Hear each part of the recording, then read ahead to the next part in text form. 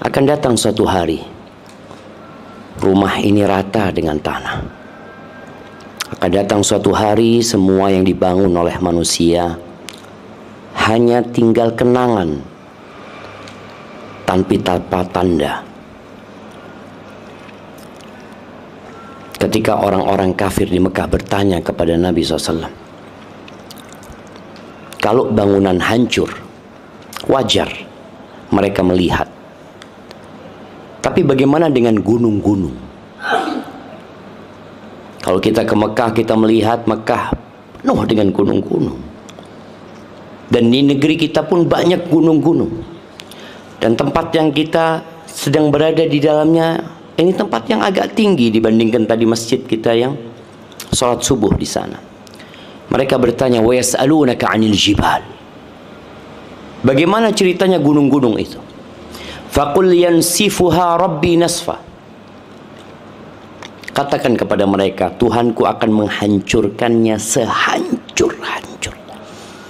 Fayadharuha qa'an safsafa, la tara fiha 'iwajan wala amta. Allah akan jadikan bumi ini rata gitu loh. Sekarang bumi ini nggak rata. Ada dataran tinggi, ada dataran rendah. Ada gunung dan ada lembah. Tapi kelak semuanya akan rata sama tanah. Maka hendaklah kita senantiasa ingat kepada Allah Azza wa Jal, bahwa kita miliknya dan kita akan kembali kepada Allah. Wa bihi nasta'in ala umurid dunya wad din. Dan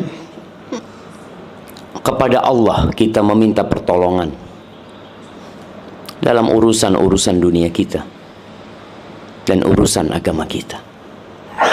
Kita sibuk jemaah dari pagi sampai malam. Coba dipikirkan, berapa persen dari kesibukan kita yang untuk akhirat?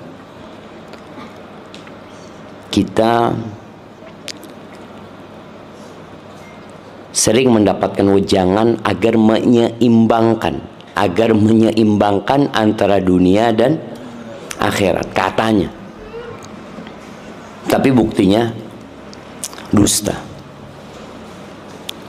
Kita SD belajar agama berapa jam? Berapa jam? 2 atau 3? SMP? SMA? Kuliah? Ada satu fase kita berhenti belajar agama. Kuliah ada nggak pelajaran agama? Semester 1 kalau nggak salah. 2 SKS. Habis gitu, selamat tinggal. Maka tadi slogan-slogan yang mengatakan menyeimbangkan dunia dan akhirat, benar seharusnya seperti itu. Tapi realitanya enggak. Allah mengatakan, bal tu'thirunal hayatad dunya. Kalian lebih mementingkan kehidupan dunia. Wal akhiratu khairu wa abqa. Sedangkan akhirat itu lebih baik dan lebih kekal. Kita lihat bagaimana orang tua kita meninggal dunia, pergi. Yang mereka bangun nggak dibawa. Kita lihat nenek-nenek kita. Kita lihat bagaimana Indonesia merdeka. Kemana mereka? Mereka tidak merasakan kemerdekaan. Mereka mati, mereka meninggal dunia, dan tidak ada yang mereka bawa. Allahumma salli wa sallim ala abdika wa rasulika Sayyidina wa maulana Muhammadin wa ala alihi wa ashabi ajmain. Ya Allah, semoga salawat dan salam, berkah dan nikmat senantiasa Engkau curahkan untuk hamba kekasih-Mu, untuk baginda Nabi kita Muhammad alaihi salatu wassalam, untuk keluarga beliau, untuk istri-istri beliau, untuk putra-putri beliau, dan untuk seluruh sahabat Nabi. Semoga Allah meridai kita bersama mereka. Amma ba'd. Apa temanya tadi?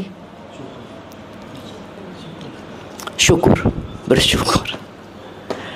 Ya, bersyukur nih Ammar hadir di dunia. Ya Ammar, engkau akan lihat dunia ini terlaknat. Semua yang kita sentuh itu akan hancur. Kita kalau bicara tempat yang dikutuk, tempat itu akan hancur. Dan semua yang kita sentuh dalam kehidupan ini akan hancur.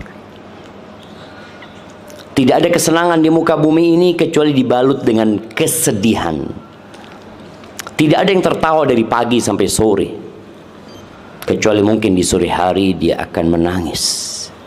Hari ini ada yang dilahirkan, dan di hari ini pula banyak yang dikebumikan.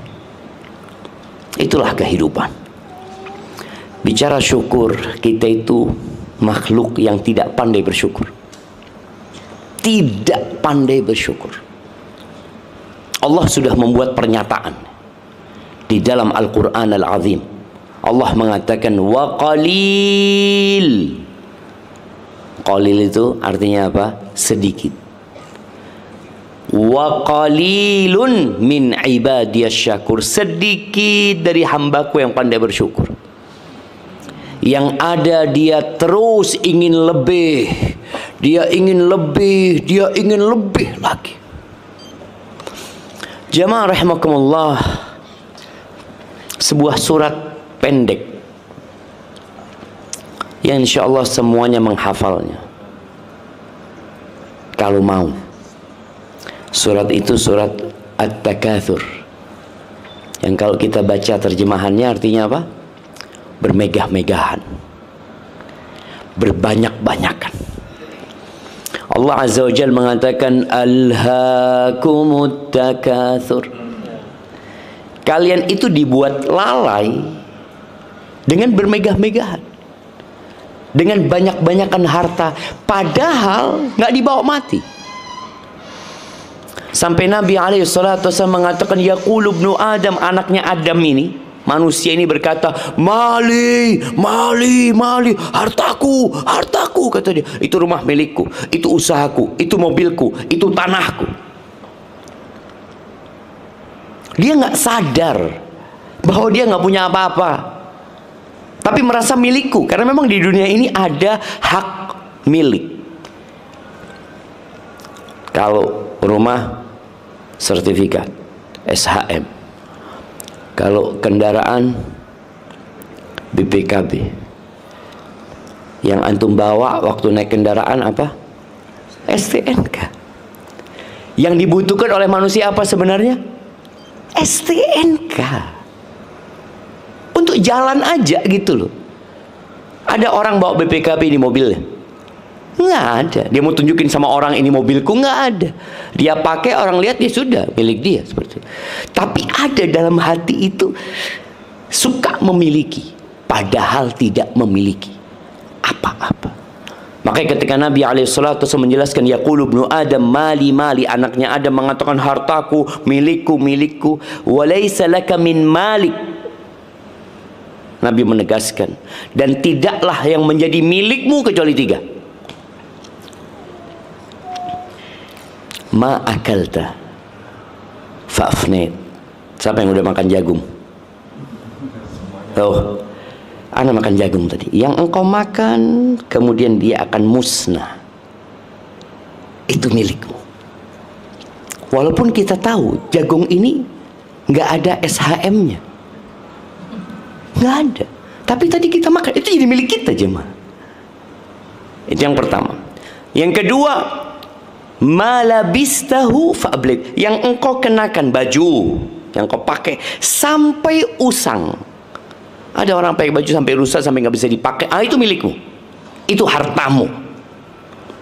Yang ketiga, wa ma tasaddaqta fa'amdai. Yang engkau keluarkan untuk sedekah, kemudian engkau simpan, itu milikmu. Sisanya fatarikuhu linnas, sisanya milik orang. Milik orang. Kita lihat sebagian kita akan pergi meninggalkan dunia dan dia baru tahu ternyata aku nggak punya apa-apa. Bahkan kita lihat ya bagaimana anak yang sayang sama orang tuanya, ketika orang tuanya mati itu jamnya dibuka jam. Kalau dia seorang wanita, Anda melihat ketika ibu Anda meninggal dunia, rahimahullah ta'ala, kita harus buka antingnya. Kita buka gelang yang dia pakai, kita harus buka. Benar, dia nggak punya apa-apa jemaah. Tapi ambisi kepada dunia membuat kita lupa dengan harta kita. Sampai Nabi SAW pernah bertanya kepada para sahabatnya, siapa yang harta orang lain lebih dia cintai daripada harta dia? Kata para sahabat, ya nggak ada lah. Masa kita suka sama mobil-mobilnya orang, tetangga beli mobil baru, tiap hari kita datang mandiin gitu ya? Nggak ada. Kata Nabi SAW, kalian itu lebih cinta sama harta orang lain ya. Harta yang kita kumpulkan ya di rekening punya siapa? Punya siapa? Punya orang lain. Kita ini hanya ngumpulin. Dan terbukti kita merasakan harta orang lain. Yang orang tuanya meninggal merasakan. Oh ternyata bukan hartanya bapak, hartanya aku. Dan kita nggak ambil pelajaran. Kita nanti akan seperti itu. Kita kerja, masukin rekening, kita tumpuk, kita beli tanah, kita beli rumah, ini itu. Coba tanyakan, milikmu? Bukan. Makanya usahakan tatkala kita bersedekah itu, ya paling tidak lebih banyak daripada yang kita simpan. Bisa seperti itu jemaah? Padahal milik kita loh, itu milik kita. Yang kita sedekahkan itu milik kita.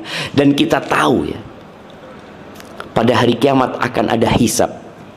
Ana ingin mengingatkan ini karena sebagian kita mungkin pernah bersedekah dengan jumlah besar. Mungkin pernah sedekah dengan jumlah 1 miliar, 2 miliar. Tapi mungkin ada orang-orang yang sedekahnya cuma 5.000. Bisakah 5.000 ini ngalahkan 2 miliar? Bisa jemaah. Allah itu maha adil. Pada hari kiamat perhitungan itu pakai persentase. Ingat persentase. Nabi SAW mengatakan sabaqa dirhamun mi'ata dinar. 1 dirham itu bisa mengalahkan 100 dinar. Dirham ini uang perak, dinar ini uang emas. 1 dirham ini ya mungkin 200.000. Bisa mengalahkan 500 juta. Gimana ceritanya 200.000 bisa mengalahkan 500 juta? Kita kan kadang-kadang bangga, oh anak sedekah banyak anak. Kata Nabi SAW, tuh orang hanya punya uang 2 dirham. Uang dia cuma 2 dirham. Nggak punya lainnya dia, bas itu uang dia. Sebagian kita itu rumahnya ngontrak, nggak punya rumah dia. Kendaraannya ya kendaraan yang nggak mahal dia milikin. Dia punya gaji hanya segitu. Ada yang gajinya harian. Dia punya uang 2 dirham, anggap 400.000. 200.000 dia sedekahkan, dia infakkan. Berapa persen dari hartanya? 50%. Sedangkan orang yang sedekah 500 juta itu uangnya 1 triliun. Berapa persen jemaah?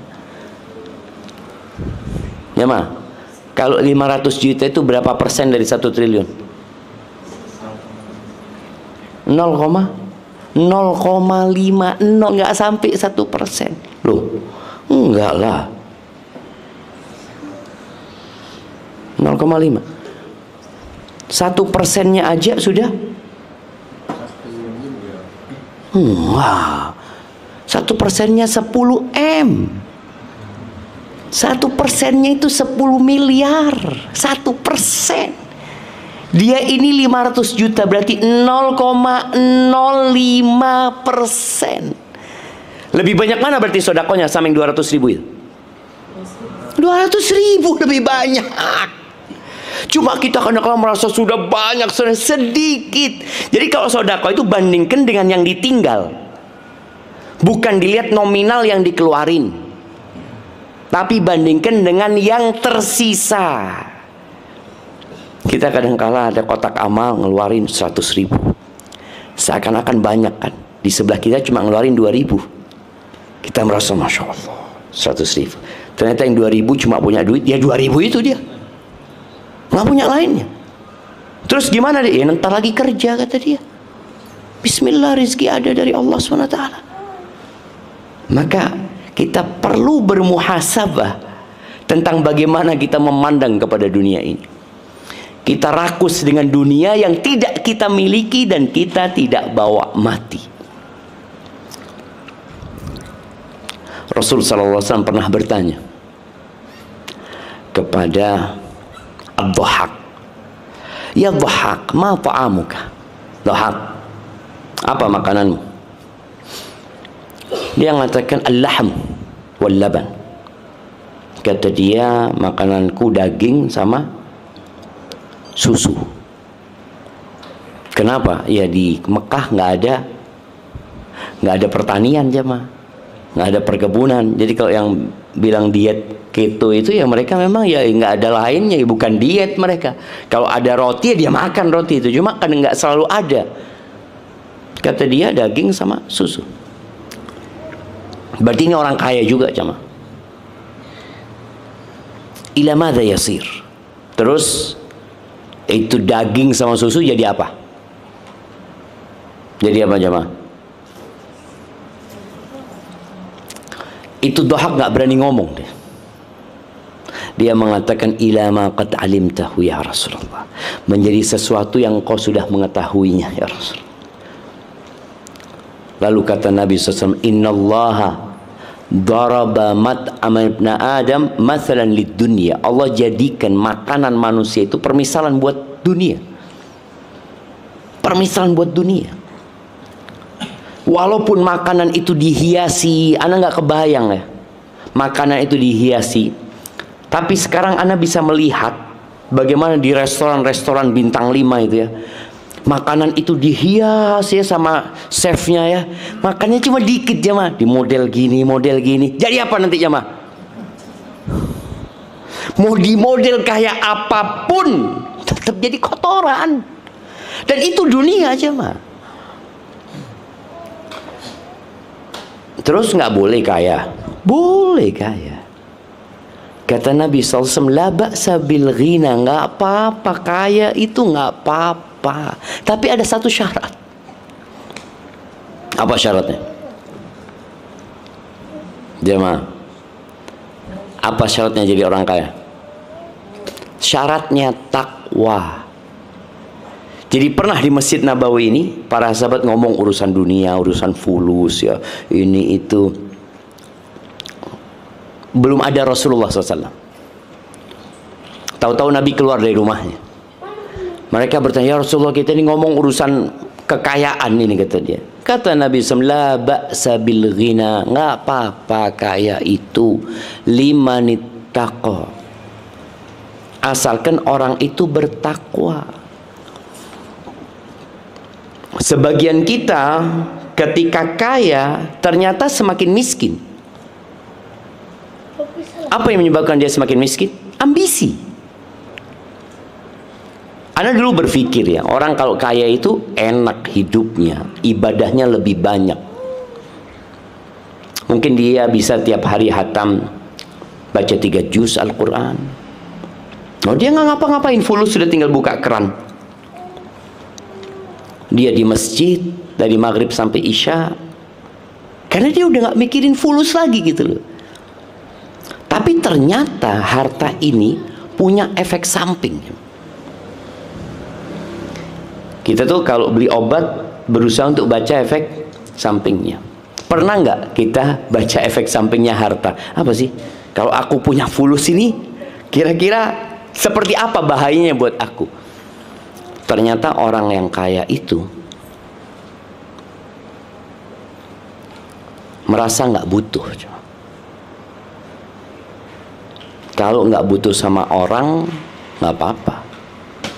Tapi kalau sudah sampai nggak butuh sama Allah, itu yang bahaya. Doanya nggak lagi panjang. Orang kalau nggak punya itu doanya panjang. Karena dia nggak tahu besok makan apa. Sebagian kita tahu, insya Allah 2 tahun lagi masih ada harta. Kalau dia nggak kerja, cukup gitu. Atau 10 tahun, cukup. Sehingga dia jadi memohonnya kepada Allah, jadi ini efek-efek samping ya. Artinya kita bisa hindarin hal itu. Makanya kata Allah Azza wa Jalla, innal insana la yatgha. Sesungguhnya manusia itu benar-benar melampaui batas. Kapan? Ketika dia merasa nggak butuh. Dan itu yang dikhawatirkan buat orang-orang yang punya harta lebih. Dan tadi disebutkan bahwasanya orang kaya itu bisa jadi miskin dia jiwanya. Makanya kita nggak peduli lagi untuk mengumpulkan harta, apakah dengan cara halal atau haram. Kita nggak pernah belajar kadang-kala jamaah, mana sih yang halal, mana sih yang haram. Ya semuanya diterabas, yang penting anak tidak nyakitin orang ya. Padahal dalam usaha, bisnis, kerja, dagang, apapun itu ada halal haram. Akan datang satu masa, kata Nabi SAW, la yubalil mar'u. Datang satu masa orang nggak lagi peduli dari mana dia dapat harta, dari halal atau haram. Terus dia cari harta. Apa yang harus kita lakukan sekarang ini? Yang perlu kita lakukan adalah bermuhasabah, mengevaluasi kenapa kita kerja jemaah. Untuk apa jemaah? Buka usaha lagi, buka usaha lagi, buka usaha lagi, mati. Lalu terus buat apa sebenarnya? Maka jadikan ambisi kita itu akhirat. Buka usaha supaya kita bisa lebih dekat sama Allah Subhanahu wa taala. Buka usaha supaya Anda bisa membantu dakwah ini. Buka usaha supaya Anda bisa menyekolahkan anak-anak yatim. Soalnya sebagian orang sudah sampai titik dia udah nggak butuh. Jadi tambahan harta dia itu nggak ada gunanya. Kapan harta itu berguna? Ketika dia butuh. Dan kita tahu ya, harta ini baru bermanfaat kalau kita keluarkan. Kalau di rekening kita nggak ada manfaatnya. Hanya angka. Kapan bermanfaat? Ketika dikeluarkan. Sebagian kita sampai titik udah nggak ada, tambahannya ini udah nggak ada gunanya. Tambah 0 pun nggak ada. Cuma nggak ada. Aku nggak mau beli apa lagi. Kalau dia butuh rumah, dia beli rumah. Rumah udah punya. Oh, dia butuh umpamanya beli mobil, udah ada mobil. Dia butuh, nggak ada. Jadi sampai fase tambahan 0 itu nggak ada gunanya sama sekali. Manfaatnya cuma apa? Cuma lihat di rekening. Oh, masya Allah, tambah 0-nya. Besok, oh masya Allah, tambah 0-nya. Tapi manfaat udah nggak ada. Maka jangan sampai seperti itu. Niatkan buat akhirat. 0 itu akan terus bermanfaat. Alhamdulillah, anak mau bangun masjid lagi, dapat solusi. Anak ingat ya cerita jemaah haji. Waktu itu anak kerja jadi koresponden sebuah radio ya. Anak tanya ke satu jemaah, udah tua dia. Bapak udah berapa kali haji? Anak tanya. Kalau lihat penampilannya, ya Allah, kayak orang nggak punya. Alhamdulillah, saya sudah 3 kali Pak Ustadz, katanya. Loh, gimana ceritanya, kata dia. Iya, waktu pertama saya haji Ustadz, sama istri, kata dia. Saya ngomong sama istri, nanti kalau kita punya rezeki lagi, kita nggak usah haji ya, kata dia. Kita bangun masjid. Kata istrinya, iya mas, orang Jawa dia. Subhanallah Ustaz, kami pulang dikasih rezeki sama Allah. Itu tambahan 0 itu terus tambah. Akhirnya kita bangun masjid Ustaz. Alhamdulillah. Selesai bangun masjid Ustaz, tambah lagi rezekinya Ustaz. Akhirnya kita berangkat haji lagi, daftar haji lagi. Karena udah ngomong bangun masjid, tapi dikasih rezeki, berangkatlah haji. Ketika kita haji, kita ngomong sama istri, nanti kalau kita punya rezeki nggak usah haji ya, kata dia. Terus ya sudah, kita aspal jalan di kampung. Orang kampung nih, alhamdulillah Ustaz, kami pulang punya rezeki, nol itu bertambah. Kami aspal jalan kampung itu Ustaz, dikasih rezeki lagi sama Allah SWT. Akhirnya berangkat yang ketiga ini Ustaz. Mampukah kita seperti itu? Jadi nol itu tetap ada gunanya buat kita, bukan berhenti. Nol itu berhenti, nggak keluar dari rekening kita, berarti nggak ada manfaatnya. Kata Nabi alaihissalatu wassalam, man kanatid dunya hammahu, barang siapa yang dunia jadi ambisinya, ja'alallahu faqrahu baina ainaihi, Allah akan jadikan kefakiran di antara kedua matanya. Jadi kemana-mana takut miskin dia, padahal banyak hartanya. Ada kekhawatiran, takut bangkrut, takut gagal, banyak. Makanya kenapa di masa sekarang ini ada asuransi? Sejak kapan ada asuransi? Sejak manusia ambisi dunianya sudah nggak ketulungan. Pernah lihat becak diasuransikan? Apa yang diasuransikan? Mobil mewah. Padahal becak ini kalau rusak, ya udah nggak punya lagi dia. Yang punya mobil mewah ini rusak, dia bisa beli baru lagi padahal. Tapi kenapa dia harus asuransi? Takut, jemaah. Takut. Ini yang namanya azab nafsi, azab jiwa. Allah jadikan kefakiran di antara kedua matanya. Mau tidur mikirin dunia, bangun tidur mikirin dunia. Wasyattata alaihi syamla, urusannya dicerai-beraikan, ruwet. Yang seharusnya dia sudah istirahat, enggak, tetap capek dia, jemaah. Yang ketiga, walam ya'tihi minad dunya illa ma qaddara lahu, dunia tidak akan datang kecuali yang sudah ditakar buat dia. Tadi yang kita bicarakan, yang dimakan, yang dipakai, yang disedekahkan. Bas itu aja yang datang. Cuma ambisi ini yang membuat dia lelah sebenarnya, cuma. Tapi barang siapa yang akhirat ambisinya, ja'alallahu ghinahu fi qalbi, Allah jadikan hatinya kaya, jemaah. Kaya. Ya, ini ikut tingkatan iman ya. Antum lihat Abu Bakar bisa sedekah dengan semua hartanya. Semuanya, jemaah. Umar bisa sedekah dengan setengah hartanya. Setengah. Ya, ikut keimanan. Orang yang akhirat ambisinya, Allah jadikan kaya hatinya. Ketika Umar ditanya, apa yang kau sisakan buat keluargamu? Yang ditanya disisakan. Karena ingat, hitungannya persentase. Seperti ini ya Rasulullah, berarti separuhnya. Abu Bakar ditanya, apa yang kau sisakan buat keluargamu? Lebih baik dari ini ya Rasulullah. Apa yang kau sisakan buat keluargamu? Allah dan Rasulnya. Sampai seperti itu imannya. Jadi tadi ketika orang ambisinya akhirat, Allah jadikan hatinya kaya, urusannya disederhanakan, dan Allah kirimkan dunia kepada dia, sedangkan dia nggak mau gitu. Aku mau mati, aku mau tinggalkan semuanya. Dikasih lagi sama Allah, dikasih lagi sama Allah. Ya udah, buat bekal dia ke akhirat. Maka jamaah rahimakumullah, banyak-banyak baca doa. Ada doa yang sering Nabi baca bersama sahabatnya, artinya dibacakan untuk sahabatnya. Agak panjang doa itu.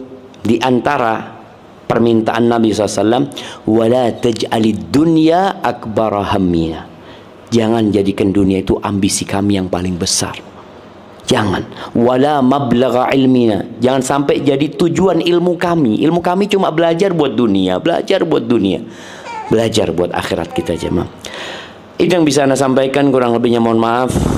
Kalau ada pertanyaan, dipersilahkan.